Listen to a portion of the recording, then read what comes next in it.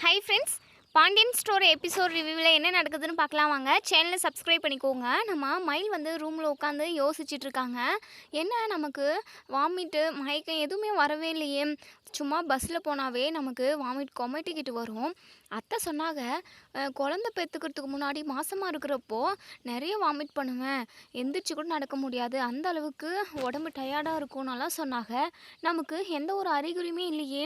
நம்ம கிட்டில் செக் பண்ணி பார்த்தப்போ 2 கூட நல்லா தெளிவாகவே தெரிஞ்சதே. எனக்கு என்னமோ கொஞ்சம் பயமாக இருக்கிற மாதிரி இருக்குது அப்படின்னு சொல்லிட்டு தனக்கு தானே பேசி ஒரு மாதிரி கஷ்டப்பட்டுக்கிட்டு இருக்காங்க. இந்த குழந்தை வந்ததுக்கப்புறம் தான் நம்ம வாழ்க்கையே மாறி இருக்கு. சரவண மாமாவும் நம்ம கூட முன்ன மாதிரி இல்லைனாலுமே நம்ம கூட பேச செய்கிறாங்க, இந்த வீட்டில் இருக்க சொல்லியிருக்காங்க. குழந்தை மட்டும் நமக்கு வரல அப்படின்னா கண்டிப்பாக நம்மளோட நிலமை வேறு மாதிரி இருந்திருக்கும். ஆனால் நமக்கு சின்னதாக மயக்கம் கூட வரமாட்டேங்குதே. வேறு ஏதாவது இருக்குமோ? நம்ம பேசாமல் ஹாஸ்பிட்டலுக்கு போயிட்டு செக் பண்ணி பார்த்துட்டு வந்துடணும், அப்போ தான் கொஞ்சம் மனசுக்கு ரிலாக்ஸாக இருக்கும் அப்படின்ற மாதிரி இங்கே நம்ம மயில் வந்து யோசிச்சுட்ருக்காங்க. இன்னொரு சைடு நம்ம பாக்கியம் வந்து மயிலுக்கு கால் பண்ணுறாங்க. என்ன மயில், நல்லா இருக்கியாடி அப்படின்னு சொல்லி கேட்கவும், நான் நல்லா இருக்கம்மா, நீ நல்லா இருக்கியா அப்படின்னு சொல்லி கேட்கவும், இங்கே பாருடி மயில், நான் எப்படியோ ஒன்று இருந்துக்கிறேன், என்ன பண்ணுறது, உன் அப்பனை கல்யாணம் பண்ணிக்கிட்டு நான் ரொம்ப கஷ்டப்பட்டுக்கிட்டு தான் இருக்கேன், எப்படியோ உன்னை கரை சேர்த்திட்டேன், 1000 பொய்யை சொல்லி உன்னை ஒரு நல்ல குடும்பத்தில் கல்யாணம் பண்ணி கொடுத்துட்டேன், என்ன ஒன்று சுடரோட வாழ்க்கையும் நல்லா அமைச்சு கொடுத்துட்டேன் அப்படின்னா அம்புடுதாண்டி, எப்படியோ ஒன்று என் பொழப்ப ஓட்டிக்க வேண்டியது தான், நான் எப்படியோ ஒன்று இருக்கிறேன், நீ சொல்லு மயிலே, நீ நல்லா இருக்குல்ல, வீட்டில் உள்ளவங்கெல்லாம் உன்னை நல்லா பார்த்துக்கிறாங்கல்ல, மாப்பிள்ளை உங்ககிட்ட நல்லா பேசுகிறாருல்ல அப்படின்னு சொல்லிட்டு பாக்கியம் கேட்கவும், மயில் இருந்துட்டு, அம்மா அதெல்லாம் என்ன எல்லாருமே தாங்கன்னு தாங்குறாங்கம்மா, எப்போ கடவுள் வந்து எனக்கு குழந்த பாக்கியத்தை கொடுத்துச்சோ, அது நமக்கு தெரிய வந்துச்சோ, அப்பத்துலேருந்தே எனக்கு நல்ல நேரம் ஸ்டார்ட் ஆயிடுச்சுமா, அது மட்டும் இல்லாமல் அத்தை என்னை எம்புட்டு நல்லா பார்த்துக்கிறாங்க தெரியுமா, என்னை எந்த வேலையுமே செய்யவே விட மாட்டேங்கிறாங்கம்மா, நான் உட்கார்ந்த இடத்துலையே தான் இருக்கனே, உட்கார்ந்த இடத்துக்கு டீ காஃபி சாப்பாடுன்னு சொல்லிட்டு எல்லாமே வந்துடுது, என்னை ராணி மாதிரி பார்த்துக்கிறாங்கம்மா, இப்படி இருக்கிறதுக்கு நல்லா தான் இருக்குது, ஆனால் அத்தை என்னை ஒரு வேலை கூட செய்ய விட மாட்டேங்கிறாங்க அப்படின்னு சொல்லவும், ஆமாடி, அந்த வீட்டு வாரிசை முதல்ல நீ சுமக்கிறல்ல, எல்லாருக்கும் சந்தோஷம் இருக்கத்தானே செய்யும் அப்படின்னு சொல்லி பேசிக்கிட்டு இருக்காங்க. அம்மா, மாசமாக இருக்கிறப்போ வாமிட்டு அதுக்கப்புறம் மயக்கம் ஏதாவது உனக்கு வந்துச்சாம்மா அப்படின்னு சொல்லி கேட்குறாங்க. ஆமாடி மயில், எனக்கு வாமிட் வந்துக்கிட்டே இருக்கும், எந்திரிச்சு ஓடி போய் வாமிட் எடுக்கிறதுக்குள்ளவே அப்படியே ஓட வெளியே போகிற நேரம் கூட தாக்கு பிடிக்க முடியாது, அப்படியே வாமிட் வந்துடும், எதை பார்த்தாலும் கொமட்டும், ரொம்ப கஷ்டப்பட்டேன்டி மயில் நானும் அப்படின்னு சொல்லி இங்கே நம்ம பாக்கியம் வந்து அவங்க ப்ரெக்னெண்ட்டாக இருக்கிறப்போ என்னெல்லாம் நடந்ததோ அது எல்லாத்தையுமே நம்ம மயிலுக்கு சொல்கிறாங்க. மயிலுமே, அம்மா இது எல்லாமே கோமதி அத்திக்குமே நடந்திருக்கு, உங்களுக்குமே நடந்திருக்கு, ஆனால் எனக்கு சின்னதாக மயக்கம் கூட வரல, வாமிட்டுமே வரல, நார்மலாக எப்பவும் இருக்கிற மாதிரி தான் எனக்கு இருக்குது அப்படின்னு சொல்லிட்டு இங்கே நம்ம மயில் வந்து சொல்கிறாங்க. ஒரு மாதிரி கவலையும் படுறாங்க. அன்றைக்கி கிட்டில் செக் பண்ணி பார்த்தப்போ ரெட்டை கோடு தாம்மா வந்தது, குழந்தை இருக்கிறது கன்ஃபார்ம் தான், ஆனால் நம்ம இன்னுமே டாக்டர் கிட்ட கேட்டு என்ன ஏதுன்னு கன்ஃபார்ம் பண்ணிக்கவே இல்லைல்ல, எனக்கு என்னமோ பயமாக இருக்குமா, இந்த குழந்தை மூலமாக தான் நானும் சரவண மாமாவும் இப்போது ஒன்றா இருக்கோம், இதில் மட்டும் ஏதாவது குழப்பம் இல்லை திருத்தம் நடந்துருச்சுன்னா அம்புடுதாம்மா என் வாழ்க்கையே போயிடும் அப்படின்னு சொல்லிட்டு மயில் வந்து அழுகுறாங்க. எங்கள் பாக்கியம் இருந்துட்டு, அடே அதெல்லாம் நினச்சி நீ குழம்பிக்கிட்டு இருக்காத, ஒவ்வொருத்தர் உடம்பும் ஒவ்வொரு மாதிரி, உனக்கு ஒரு வேளை வாமிட் வராமல் இருக்கும், ஒரு சிலருக்கு இப்போ மாசமாக இருக்கிறப்பெல்லாம் வாமிட்டெல்லாம் வராதுடி அப்படின்னு சொல்கிறாங்க. இல்லைம்மா அது ஓகே தான், ஆனால் நான் சின்னதாக பஸ்ஸில் ஒரு 1 ஹவர் ட்ராவல் பண்ணாலுமே எனக்கு வாமிட் வந்துடுமே, ஆனால் இப்போ ஏன் வரல, எனக்கு என்னமோ ஒரு மாதிரி பயமாகவே இருக்குமா அப்படின்னு சொல்லவும், இங்கே பாக்கியம் இருந்துட்டு, மயிலே அதெல்லாம் பயப்படாத, சரி நம்ம ஹாஸ்பிட்டலுக்கு போயிட்டு என்ன ஏதுன்னு டாக்டர்கிட்ட செக் பண்ணி கன்ஃபார்ம் பண்ணிக்கிட்டோம் அப்படின்னா நமக்கு இந்த பயமெல்லாம் இருக்காதுல்ல, நீ ஒரு நாளைக்கு மாப்பிள்ளையை கூட்டிகிட்டு போயிட்டு ஹாஸ்பிட்டலில் செக் பண்ணிட்டு வந்துரு மயிலே அப்படின்னு சொல்லவும், அம்மா இல்லைம்மா என் கூட நீயே வாம்மா அவங்கள கூட்டின்னு போனேன் அப்படின்னா ஒருவேளை ஏதாவது வேறு எதனா மாற்றி சொல்லிட்டாங்க அப்படின்னா எனக்கு அம்புடுதாம்மா எனக்கு ரொம்ப பயமாக இருக்குது, நம்ம 2 பேர் மட்டும் ஹாஸ்பிட்டல் போயிட்டு வந்துடுவோமா அப்படின்னு சொல்லவும், மயில் எதுக்குடி இப்படி பயந்து தொலைக்கிற, சரி சரி நம்ம நாளைக்கு போயிட்டு வருவோம் அப்படின்னு சொல்லிட்டு எங்கள் பாக்கியம் சொல்கிறாங்க. சரிடி மயில், வீட்டில் நிறைய வேலை இருக்குது, அம்புட்டு வேலையும் நான் ஒருத்தியாக தான் செய்யணும், சுடரும் காலேஜ் கிளம்பி போயிட்டா, சரி ஃபோனை வைக்கிறேன் அப்படின்னு சொல்லிட்டு எங்கள் பாக்கியம் வந்து ஃபோனை வச்சிடுறாங்க. அதுக்கப்புறம் நம்ம கோமதி இருந்துட்டு நம்ம மயிலுக்கு ஜூஸ் கொண்டு வந்து கொடுக்குறாங்க. இந்தா மயில் ஜூஸ் குடி அப்படின்னு சொல்லவும், என்னத்த காலையில் தானே ஜூஸ் குடித்தேன், குடிச்சிக்கிட்டே இருக்கணுமா, அப்பப்போ ஜூஸ் போட்டு கொண்டு வந்து கொடுத்துக்கிட்டே இருக்கீங்க, ஏதாவது சாப்பிட்றதுக்கு வேணுமா அப்படின்னு சொல்லி கேட்டுக்கிட்டே இருக்கீங்க, என்னத்த என்னால் சாப்பிடவே முடியல, அந்த அளவுக்கு நீங்கள் நல்லா கவனிச்சுக்கிறீங்க அத்தை அப்படின்னு சொல்லவும், இங்கே பாரு மயில், அப்பப்போ நல்லா தண்ணி குடிச்சிக்கிட்டே இருக்கணும், ஜூஸ் குடிக்கணும், நல்லா சாப்பிட்ணும் மாசமாக இருக்கப்போ, ஓகேவா, அப்போ தான் குழந்தையும் ஆரோக்கியமாக துருன்னு வளரும், அது மட்டும் இல்லாமல் உனக்கும் உடம்பு டயர்ட் ஆகாமல் இருக்கும், அதுக்காக தான் பண்ணுறேன், நான் சாப்பிடுன்னு சொல்கிறது எல்லாத்தையுமே நீ மாட்டேன்னு சொல்லாமல் அடம் பிடிக்காமல் எல்லாத்தையுமே சாப்பிட்றணும் சரியா அப்படின்னு சொல்லிட்டு நம்ம கோமதி வந்து சொல்கிறாங்க. சரிங்க அத்தை அப்படின்னு சொல்லிட்டு நம்ம மயிலுமே சொல்கிறாங்க. இன்னொரு சைடு நம்ம மீனாவுக்கு ரொம்பவே ஒரு மாதிரி பதட்டமாகவே இருக்குது, வேலை கிடைக்குமா கிடைக்காதானே தெரியல, கன்ஃபார்ம் ஆகிறதுக்கே 2-3 நாள் ஆகும்னு சொல்லிட்டு அப்பா சொல்கிறாங்க.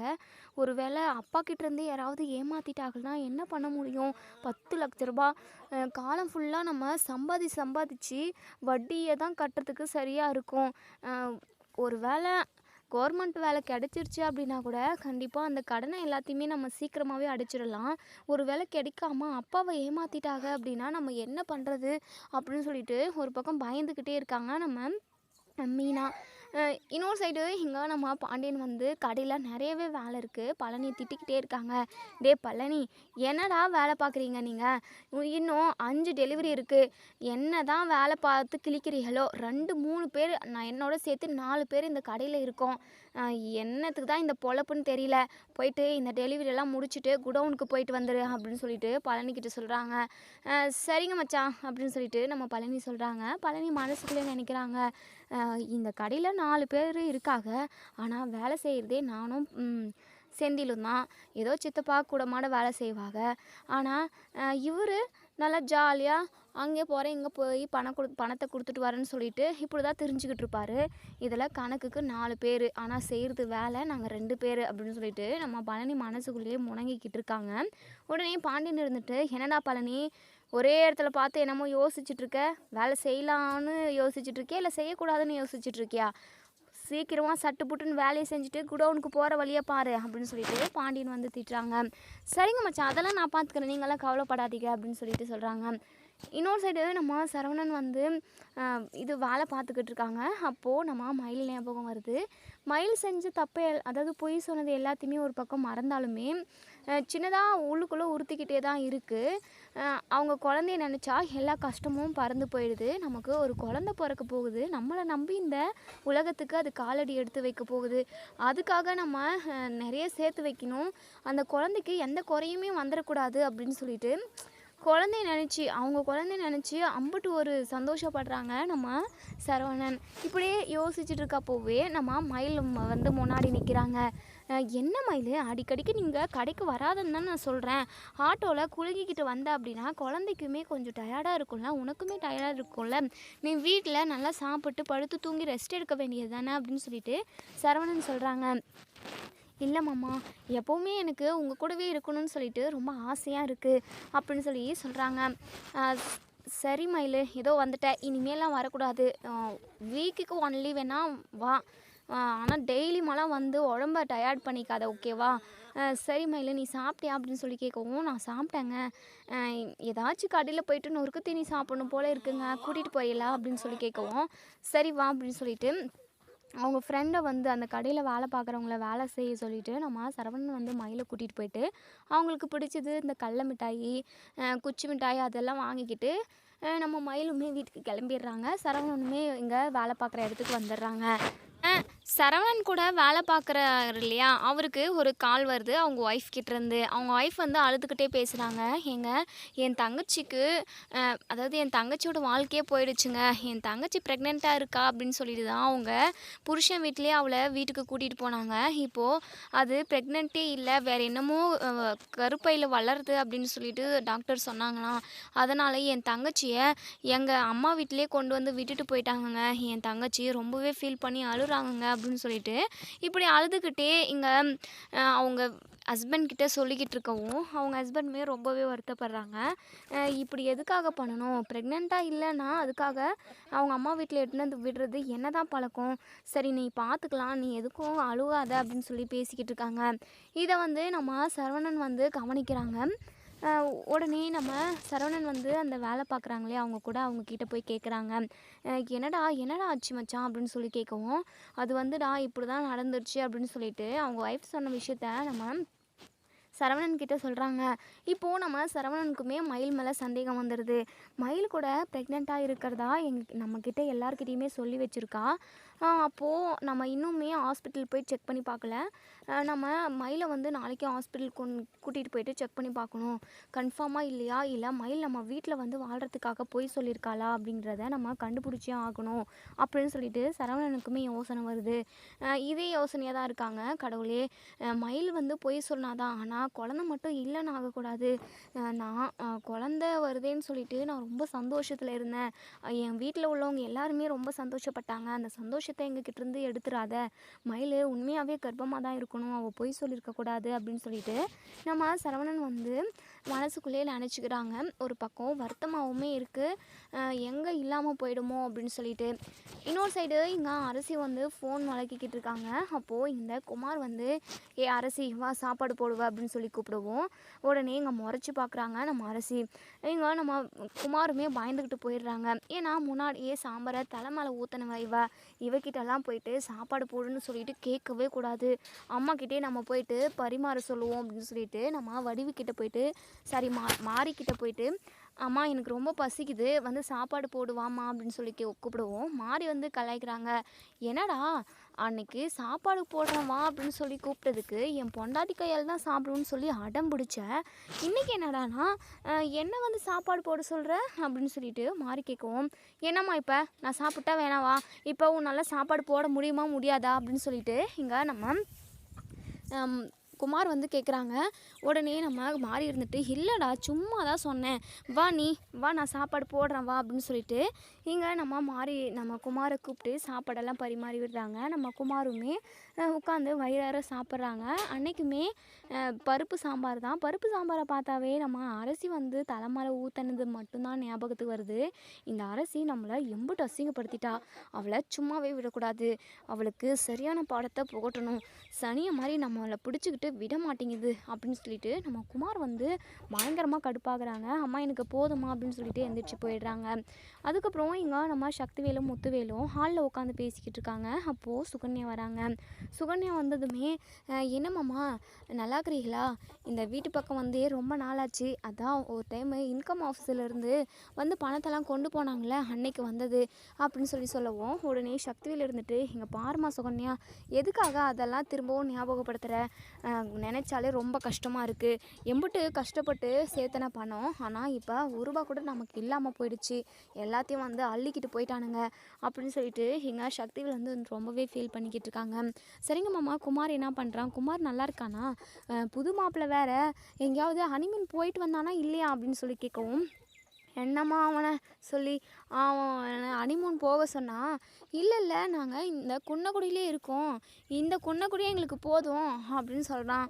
அவன் என்னடானா வீட்டிலே சாம்பாரை மேலே ஊற்றி விளையாடுறதும் ஒரு மாதிரி டிஃப்ரெண்ட்டாக பண்ணிக்கிட்டு இருக்கானுங்கம்மா ரெண்டு பேரும் சேர்ந்து. என்ன தான் லவ் பண்ணானோ, என்ன தான் லவ் பண்ணி கல்யாணம் பண்ணிட்டு வந்தானோ அப்படின்னு சொல்லிட்டு இங்கே நம்ம சக்திவேல் வந்து குமாரை பற்றி சொல்லிக்கிட்டு இருக்காங்க. அதுக்கப்புறம் நம்ம முத்துவேல் இருந்துட்டு, "சரி ஏதோ கல்யாணம் பண்ணிட்டு வந்துட்டாங்க, ரெண்டு பேரும் சந்தோஷமாக தானே இருக்காங்க, அதுவே போதும்" அப்படின்னு சொல்லிட்டு நம்ம முத்துவேலுமே சொல்கிறாங்க. அப்போ தான் நம்ம குமாருமே வராங்க. என்ன எல்லாரும் என்னை பற்றி பேசிக்கிட்டு இருக்கீங்க போல். உடனே சுகன்யா வந்து பேச ஆரம்பிக்கிறாங்க. குமார், என்ன குமார், கல்யாணம் ஆகி ஒரு 2-3 வாரத்துக்கு மேலே ஆகிப்போச்சு. நீயும் அரசியும் எங்கேயாவது வெளியே போயிட்டு வரலாம்ல, ஹனிமூன் மாதிரி அப்படின்னு சொல்லவும், எங்கள் அம்மா குமார் வந்து மனசுக்குள்ளேயே நினைக்கிறாங்க, ஆமாம் ஹனிமூன் ஒன்று தான் கேடு அப்படின்னு சொல்லிட்டு. என்ன குமார் சைலண்ட்டாகவே இருக்க அப்படின்னு சொல்லி கேட்கவும், சித்தி நீங்கள் சொல்லிட்டீங்கல்ல, உடனே அரசி கூட்டிகிட்டு போயிடுறேன் அப்படின்னு சொல்லிட்டு கலாய்க்கிற மாதிரி பேசுகிறாங்க. உடனே இது நம்ம சுகன்யா இருந்துட்டு, என்னடா ஒரு சந்தோஷமே இல்லாமல் சொல்கிற, இப்போ என்ன பண்ணட்டும், டாம் டும் குதிச்சு டான்ஸ் ஆகிட்டுக்கிட்டே சொல்லட்டுமா அப்படின்னு சொல்லவும், என்ன குமார் இப்படி கோவப்படுற, நான் என்ன தப்பாக சொல்லிட்டேன், நீயும் அரசியும் எங்கேயாவது ஹனிமூன் போயிட்டு வருதுன்னு சொன்னேன், அதுக்கு இம்புட்டு ஒரு மாதிரியாக பேசுகிற அப்படின்னு சொல்லிட்டு நம்ம சுகன்யா கேட்குறாங்க. அப்போ தான் அரசியுமே வராங்க. அரசியை பார்த்ததுமே, என்ன அரசி நல்லா இருக்கியா அப்படின்னு சொல்லி கேட்குறாங்க. நல்லா இருக்கேன் அத்தை, நீங்கள் நல்லா இருக்கீங்களா அப்படின்னு சொல்லி கேட்குறாங்க. அதெல்லாம் நல்லா தான் இருக்கேன். மயிலா அக்கா ப்ரெக்னெண்ட்டாக இருக்காங்க, மயிலா அக்காவை எல்லாருமே விழுந்து விழுந்து கவனிச்சிக்கிறாங்க அப்படின்னு சொல்லவும், நம்ம அரசிக்கு பயங்கர சந்தோஷம். ஓ, அண்ணி ப்ரெக்னெண்ட்டாக இருக்காங்களா, கேட்கவே ரொம்ப சந்தோஷமாக இருக்குது அப்படின்னு சொல்லி நம்ம அரசி வந்து ரொம்பவே சந்தோஷப்படுறாங்க. உடனே இங்கே சுகன்யா இது நம்ம பாட்டிமா இருந்துட்டு, அரசி நீயும் சீக்கிரமாகவே இந்த குடும்பத்துக்கு ஒரு வாரிசை பெற்று கொடுக்கணும் அப்படின்னு சொல்லவும், அரசி முகமே மாறிடுது. உடனே குமார் இருந்துட்டு, அப்பத்தா நீ சும்மாவே இருக்க மாட்டியா, வாய் வச்சுக்கிட்டு சும்மா இரு, கடுப்பை கிளப்பாத அப்படின்னு சொல்லிட்டு குமார் வந்து வெளியே போயிடுறாங்க. அதுக்கப்புறம் நம்ம அரசி வந்து ரூமுக்கு போயிட்டு மீனாவுக்கு, சாரி நம்ம மயில்கிட்ட ஃபோனு இல்லை, அதனால் மீனாவுக்கு கால் பண்ணி, அண்ணி மயில் அண்ணி ப்ரெக்னெண்ட்டாக இருக்காங்களா அப்படின்னு சொல்லி கேட்கவும், ஆமாம் அரசி, அக்கா ப்ரெக்னெண்ட்டாக தான் இருக்காங்க, வீட்டில் உள்ள எல்லாருமே ரொம்பவே சந்தோஷமாக இருக்காங்க. அதாவது கல்யாணத்தில் எவ்வளோ பிரச்சனை நடந்துருச்சு, அதுக்கப்புறம் எல்லாருமே ஆளுக்கு ஒரு சைடாக அவங்க பாட்டுக்கு இருப்பாங்க, ஒரு மாதிரி டல்லாகவே. இப்போது மயில் அக்கா ப்ரெக்னெண்ட்டாக இருக்காங்கன்னு தெரிஞ்சதுமே எல்லாருமே ரொம்பவே சந்தோஷமாக இருக்காங்க அப்படின்னு சொல்கிறாங்க. கேட்கவே ரொம்ப சந்தோஷமாக இருக்கா நீ, எப்படியோ இனிமேல் அந்த வீட்டுக்கு எந்த ஒரு பிரச்சனையும் வரக்கூடாது அப்படின்னு சொல்லிட்டு அரசி சொல்கிறாங்க. அதுக்கப்புறம் 2 பேரும் பேசிட்டு ஃபோனை வச்சிடுறாங்க. மறுநாள் காலையில் நம்ம சரவணன் வந்து இங்கே கோமதி கிட்ட சொல்கிறாங்க, ஆமாம் நான் மயிலை ஹாஸ்பிட்டல் கூட்டிகிட்டு போயிட்டு ஸ்கேன் ஒன்று பண்ணிட்டு வந்துடவா அப்படின்னு சொல்லி கேட்குறாங்க. ஆமாடா சரவணா, நானே உங்ககிட்ட சொல்லலான்னு இருந்தேன், நீயும் மயிலும் போயிட்டு ஹாஸ்பிட்டலுக்கு போயிட்டு செக்கப் பண்ணிவிட்டு வந்துடுங்க அப்படின்னு சொல்கிறாங்க. நம்ம மயில் அப்போ தான் வராங்க. உடனே சரவணன் இருந்துட்டு, மயில் நான் இன்றைக்கி வேலைக்கு போகலை, நீ போயிட்டு ரெடியாகு, நம்ம ஹாஸ்பிட்டலுக்கு போயிட்டு வருவோம் அப்படின்னு சொல்லவும், என்னம்மாம்மா உங்களுக்கு ஏதாவது உடம்பு இது சரியில்லையா அப்படின்னு சொல்லி கேட்குறாங்க. இல்லை மயில், உன்னை தான் நான் ஹாஸ்பிட்டலுக்கு கூட்டிகிட்டு போகிறேன் அப்படின்னு சொன்னதுமே மயில் வந்து மனசுக்குள்ளேயே பயப்படுறாங்க. நம்ம அம்மா கூட போயிட்டு செக் பண்ணிட்டு வந்துடலான்னு நினச்சோம், ஆனால் இவங்க முன்னாடியே முந்திக்கிட்டு நம்மக்கிட்ட கேட்குறாங்களே, நம்ம இப்போது வரமாட்டேனும் சொல்ல முடியாது, சரி கிளம்புவோம் அப்படின்னு சொல்லிட்டு நம்ம மயிலுமே ரெடியாகி வராங்க. நம்ம கோமதி வந்து ஜூஸ் வந்து கொண்டு வந்து கொடுக்குறாங்க, இந்த மயில் இதை குடிச்சிட்டு போ அப்படின்னு சொல்லிட்டு. அதுக்கப்புறம் ஒரு ஹேண்ட்பேக்கு, அதில் தண்ணி பாட்டிலு, ஸ்நாக்ஸு இதெல்லாம் கொடுத்து அனுப்புகிறாங்க நம்ம கோமதி. அத்தை ஸ்நாக்ஸ் எல்லாம் எதுக்கு அத்தை, சரி சும்மா வச்சுக்கோமா, அங்கே போயிட்டு உட்காந்துட்ருப்பேன், லேட்டு கூட ஆகும், அப்போ அந்த டைமில் நீ சும்மா சாப்பிட்லாம்ல, அதுக்காக தான் அப்படின்னு சொல்லிட்டு நம்ம கோமதி வந்து ஹேண்ட்பேக் கொடுத்து அனுப்புகிறாங்க. அதுக்கப்புறம் இங்கே சரவணனும் மயிலும் ஹாஸ்பிட்டலுக்கு போயிட்டு போகிறாங்க. அங்கே ப்ரெக்னெண்ட்டாக இருக்காங்க, இவங்க செக் பண்ணணும், மொதல் டைம் வந்திருக்கோம் அப்படின்னு சொல்லிட்டு சிஸ்டர்கிட்ட சொல்லவும் பேருமே கொடுத்துட்றாங்க, டோக்கன் கொடுக்குறாங்க.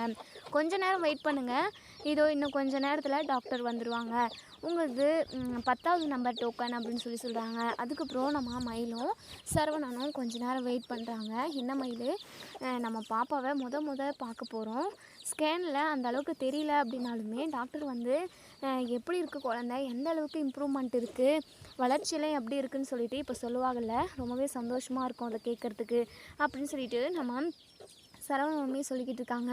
இங்கே மயில் வந்து மனசுக்குள்ளே நினைக்கிறாங்க, கடவுளே இப்போ வரைக்குமே ஒரு டைம் கூட ஹாஸ்பிட்டல் வந்து செக் பண்ணி பார்க்கல, நானாக வீட்டில் செக் பண்ணி பார்த்து தான் கன்ஃபார்ம் பண்ணேன், இப்போது ஹாஸ்பிட்டலுக்கு வந்திருக்கோம், கன்ஃபார்ம் ஆகிடணும் அப்படின்னு சொல்லி வேண்டிக்கிட்டே இருக்காங்க. அதுக்கப்புறம் டாக்டர் வந்து மயிலை வந்து கூப்பிடுறாங்க. மயிலும் இங்கே நம்ம சரவணனும் உள்ள கேபின்குள்ளே போகிறாங்க, போயிட்டு உட்காராங்க. அதுக்கப்புறம் ஃபஸ்ட்டு வந்திருக்கோம், செக் பண்ணணும், கிட்டெல்லாம் கூட கொண்டு வந்திருக்கோம் அப்படின்ற மாதிரி அதெல்லாம் கொடுக்குறாங்க. அதுக்கப்புறம் டாக்டர் வந்து மயிலை வந்து செக் பண்ணி பார்க்குறாங்க. இங்கே நம்ம டாக்டர் இருந்துட்டு, சரவணன் கிட்ட சொல்கிறாங்க, இங்கே பாருங்கள் உங்ககிட்ட நான் தனியாக பேசணும் அப்படின்னு சொல்லவும், மயிலை வந்து கொஞ்ச நேரம் வெளியே இருக்க சொல்கிறாங்க. இங்கே பாருங்கள், மயில் வந்து ப்ரெக்னெண்ட்டாக இல்லை, கர்ப்பப்பையில் ஏதோ ஒரு சின்னதாக தசை வந்து வளருது. இது வந்து ரொம்பவே ஆபத்து, சீக்கிரமாகவே இதை ஆப்ரேஷன் பண்ணி எடுக்கணும், இல்லைனா பெரிய ஆபத்தே வந்துடும் அப்படின்னு சொல்லிட்டு இங்கே நம்ம டாக்டர் வந்து சரவணன் கிட்ட சொல்கிறாங்க. சரவணன் பயங்கரமாக ஷாக் ஆகுறாங்க. இதை கேட்டதுமே அப்படியே அவங்களுக்கு என்ன பண்ணுறதுனே தெரியல, ஒரு மாதிரி ரொம்பவே வருத்தமாக இருக்குது. அதுக்கப்புறம் இங்கே நம்ம மயில்கிட்டையுமே வராங்க. மாமா டாக்டர் என்ன சொன்னாங்க மாமா, குழந்தை நல்லா இருக்காமா, குழந்தை நல்ல வளர்ச்சி இருக்காமா அப்படின்னு சொல்லிட்டு கேள்வி மேலே கேள்வி கேட்குறாங்க. ஆனால் நம்ம மயில்கிட்ட சரவணன் எந்த ஒரு பதிலுமே சொல்லாமல் நேராக கூட்டிக்கிட்டு வீட்டுக்கு போயிடுறாங்க. வீட்டுக்கு போனதுமே இங்கே நம்ம கோமதி வந்து கேட்குறாங்க, சரவணா டாக்டர் என்னப்பா சொன்னாங்க அப்படின்னு சொல்லி கேட்கவும், இங்கே நம்ம சரவணன் வந்து அழுகுறாங்க, பயங்கரமாக அழுகுறாங்க. என்னடா சரவணா என்னாச்சு அப்படின்னு சொல்லி கேட்கவும், அம்மா மயில் கர்ப்பமாகவே இல்லைம்மா அப்படின்னு சொல்லி சொல்கிறாங்க. இதை கேட்டதுமே நம்ம கோமதி பயங்கரமாக ஷாக் ஆகுறாங்க. என்னடா சொல்கிற, நீ சொல்கிறத என்னால் நம்ப முடியல, மயில் தானே கர்ப்பமாக இருக்கேன், ஏதோ செக் பண்ணி பார்த்தேன், டெஸ்ட் பண்ணனாலாம் சொன்னா, என்னடா சொல்கிற அப்படின்னு சொல்லி கேட்கவும், எனக்கு மயில் வந்து உண்மையை சொன்னாலா பொய் சொன்னாலான்னு எனக்கு தெரியலம்மா, ஆனால் குழந்தை நமக்கு பிறக்க போகுதுன்னு சொல்லிட்டு நான் ரொம்ப சந்தோஷமாக இருந்தேன். ஆனால் அந்த சந்தோஷத்தை கடவுள் வந்து என்கிட்டேருந்து பறிச்சிருச்சு. அது மட்டும் இல்லாமல் இனி மயில் இந்த வீட்டிலே இருக்கக்கூடாது அப்படின்னு சொல்கிறாங்க.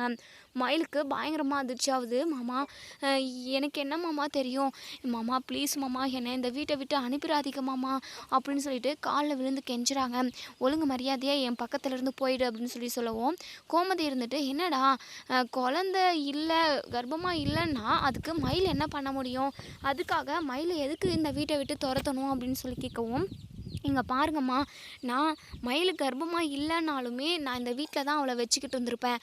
ஆனால் அவள் கர்ப்பமாக இருக்கான்றதுக்காக தான் அவள் இந்த வீட்லேயே இருக்கா அப்படின்னு சொல்லவும், என்னடா புரியாத மாதிரி பேசுகிற, அம்மா மயில் என்கிட்ட எவ்வளோ பொய்ய சொல்லியிருக்கா தெரியுமா, நம்ம குடும்பத்தவே முட்டாளாக்கியிருக்கா.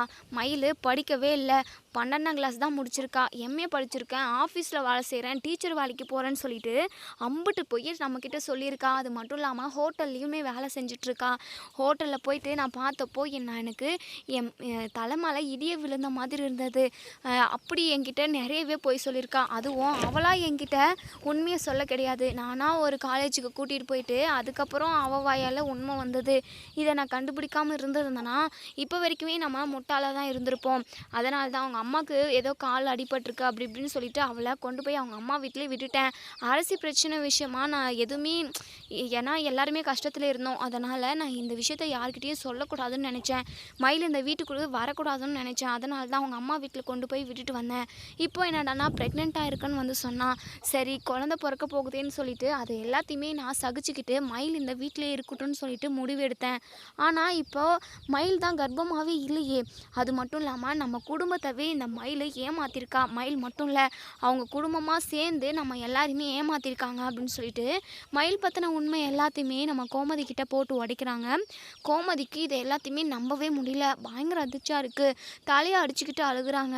கர்ப்பமாக இல்லைன்னு சொல்லிட்டு தெரிஞ்சதுமே எனக்கு மனசே விட்டு போச்சு. இப்போ என்னடனா மயில் இம்புட்டு போய் சொல்லியிருக்காளா, இந்த விஷயம் மட்டும் மாமாவுக்கு தெரிஞ்சது, உன் அப்பாவுக்கு தெரிஞ்சது அப்படின்னா கண்டிப்பாக ரொம்பவே கோவப்படுவாங்க. ஏன் மயில் எதுக்காக இப்படி பொய் சொல்லி எங்கள் குடும்பத்தவே ஏமாத்தின, நீ 12ஆம் கிளாஸ் படிச்சிருந்தா கூடவுமே நாங்கள் உன்னை கல்யாணம் பண்ணிட்டு வந்திருக்கோம், ஏன் நீங்கள் பொய் சொல்லி இந்த கல்யாணத்தை நடத்துனீங்க, எதுக்காக எங்கள் குடும்பத்தை ஏமாத்தினீங்க அப்படின்னு சொல்லிட்டு நம்ம மயில்கிட்ட கோமதி கேட்குறாங்க. உடனே நம்ம மயில் இருந்துட்டு, ஐயோ அத்தை ஏதோ தெரியாமல் இப்படி ஒரு பொய்யை சொல்லிட்டோம், அது மட்டும் இல்லாமல் எங்கள் குடும்ப சூழ்நிலை அப்படி, தயவு செஞ்சு என்னை மன்னிச்சிருக்க அத்தை அப்படின்னு சொல்லிட்டு கையெடுத்து கும்பிடுறாங்க. நம்ம கோமதியால் இதை வந்து ஏற்றுக்கவுமே முடியல. இருந்தாலும் என்ன பண்ணுறதுன்னு தெரியல. உடனே நம்ம சரவணன் இருந்துட்டு, இங்கே பாருமா என் வாழ்க்கையே கெட்டு போச்சு, இதுக்கப்புறம் நான் மயில் கூட ஒன்று சேர்ந்து வாழவே மாட்டேன், அப்படி நீங்கள் என்னை வாழணும்னு சொன்னாலுமே அதுக்கு என் மனசு ஒத்தளிக்காதுமா, நான் ஒரு மனசில் ஒரு கஷ்டத்தோடையே இவ கூட ஒன்று சேர்ந்து வாழணுன்றது எனக்கு எந்த அவசியமும் இல்லை, நான் தனியாகவே இருந்திருக்கேம்மா, எனக்கு மயில் வேண்டவே வேண்டாம், இம்புட்டு பொய் சொல்கிறவங்க, அது மட்டும் இல்லாமல் இன்னும் என்னெல்லாம் பொய் சொல்லி வச்சுருக்காங்களோ யாருக்கு தெரியும், இங்கே பாருமா மயிலே நீ இந்த வீட்டில் இருக்கக்கூடாது அப்படின்னு சொல்லிட்டு கோவமாக சொல்லிட்டு நம்ம சரவணன் வந்து வீட்டை விட்டு வெளியே போயிடுறாங்க பயங்கர டென்ஷனில் இருக்கிறதுனால. கோமதிக்கு என்ன பண்ணுறதுன்னே தெரியல. ஒரு மாதிரி டல்லாக போயிட்டு சோஃபா மேலே உட்காந்துக்கிறாங்க. அப்போ தான் மீனா வேலை முடிச்சுட்டு வராங்க. மீனா இருந்துட்டு, என்ன அத்தை எப்போ நம்ம வேலையிலேருந்து வந்தாலுமே ரொம்ப கலகலன்னு பேசுவாங்க. டீ காஃபி ஏதாவது குடிக்கிறியலா அப்படின்னு சொல்லி கேட்பாங்க. ஆனால் எதுவுமே கேட்காம சைலண்ட்டாக உட்காந்துட்ருக்காங்க. மயிலக்கா வேறு அழுதுகிட்டு இருக்கு. என்னவா இருக்கும் அப்படின்னு சொல்லிட்டு கோமதியை போய் பார்த்து கேட்குறாங்க. அத்தை என்னாச்சு அத்தை, முகமே சரியில்லை அப்படின்னு சொல்லி கேட்கவும், அது வந்து என்னென்னமோ நடந்து போச்சுடி அப்படின்னு சொல்லவும், என்ன அத்தை என்ன நடந்து போச்சு அப்படின்னு சொல்லி கேட்குறாங்க. இப்போது மயில் ப்ரெக்னெண்ட்டாக இல்லைன்ற விஷயத்தையும் சொல்கிறாங்க. அதே சமயம் நம்ம மயில் படிக்கலை அப்படிங்கிற விஷயத்தையுமே சொல்கிறாங்க. இதை கேட்டதுமே மீனா பயங்கரமாக ஷாக் ஆகுறாங்க. அதே சமயம் நகை கவரிங் தான் அப்படின்னு சொல்லிட்டு அந்த விஷயமும் தெரியும். இப்போ மயில் படிக்கவே இல்லைன்ற விஷயமும் தெரிஞ்சிருக்கு. இந்த குடும்பத்தில், அதாவது மயில் அக்கா குடும்பம் நிறைய பொய் சொல்லியிருக்காங்களே அப்படின்னு சொல்லிட்டு மீனாவுமே பயங்கர அதிர்ச்சியில் இருக்காங்க. இனி என்ன நடக்கும் அப்படிங்கிறத நம்ம வெயிட் பண்ணி பார்ப்போம் ஃப்ரெண்ட்ஸ். வீடியோ பிடிச்சிருந்தால் லைக் பண்ணி கமெண்ட் பண்ணி தருவீங்க. தேங்க்யூ.